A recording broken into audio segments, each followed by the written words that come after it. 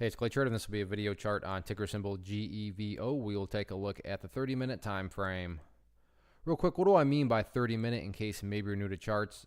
Instead of each one of these candlesticks here representing 1 day's worth of price action, which is what you would normally see, each one represents 30 minutes. So while this here may look like several days worth of time, it's actually just today's price action broken down into 30-minute time slices.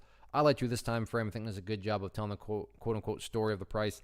And in this situation makes summarizing today's price action very straightforward. Now, before I get to that, I just want to quickly map out that from the big picture perspective, the trend is still bullish, okay? So we have our trend line in place there, and you can see that over time, the price is put in higher lows after higher lows. So just know that big picture, yeah, the trend is still up. However, as far as today's price action is concerned, summarizing it, total pump and dump.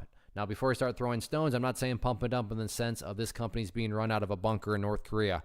I am saying pump and dump as far as just how the price acted today. And my definition of a pump and dump is that a price makes a really nice move, and then within a relatively short amount of time, the price goes right back to where it started, or in some cases lower. So where did it all start? So in my mind, the price action kind of movement started when it broke to the new highs, which were up above 75 cents. I mean, that was as high as it got on Friday, so that was the breakout point. So that's what I'm defining as, getting started. So let's go through the definition. Price makes a really nice move. Well, it started there and then went up as high as there.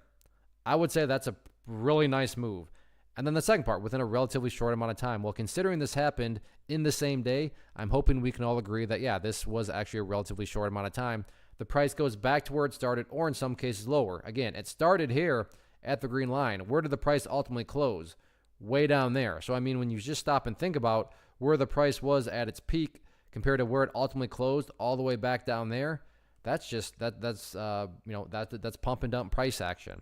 Now, can the price continue on up? Sure, like I said, the big picture perspective is still in a bullish uptrend, but just looking at strictly today's price action, when you get that big old gap up, you get the thing running, and then all of a sudden, I mean, poor souls that bought up there, and then they just get dumped all over as the price totally collapses back down. But again, and I'm just keep beating this dead horse because I can already see it right now. You said this, no, today's price action was a pump and dump. Overall trend so far, given that orange line is still bullish, so the bulls still have an opportunity to continue to build upon the long-term uptrend. But today wasn't exactly a good overall solid day. So we'll see what the rest of this week brings. Still 4 days left.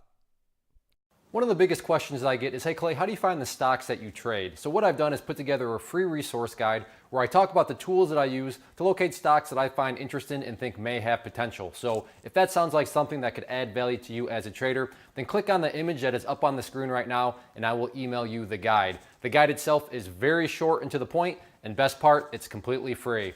Thanks for watching the video. Let me know if you have any questions.